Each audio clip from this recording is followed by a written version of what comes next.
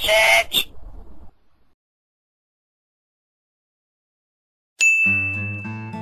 On one bright and sunny morning, Johnny and Joey decide to start a business. They both had their own great ideas, so they went their own separate ways. Johnny decided to start a brick-and-mortar store to sell his products.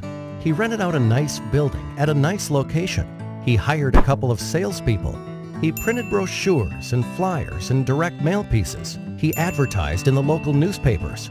And within a few weeks, Johnny started seeing sales and a lot of local customers.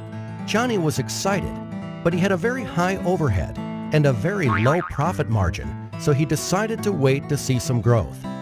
Joey, on the other hand, decided to start an online store to sell his products.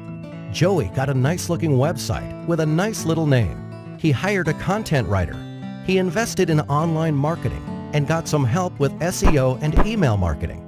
He advertised on different websites and signed up for pay-per-click advertising. And within a few weeks, Joey started seeing sales and a lot of customers from all over the country. Joey was excited since he had very low overhead and a very high profit margin, and he could not wait to see some growth. A year passes by. Johnny was still in the same building with the same salespeople and the same marketing strategy and the same local customers. His overheads were still very high and his margins were still very low, so he decides to wait another year to see some growth. Joey moved to a new office, hired more people, and kept getting a lot of new and repeat customers from all over the country. His overheads were still very low and his margins were still very high, so he decides to start another online store to sell a different line of products.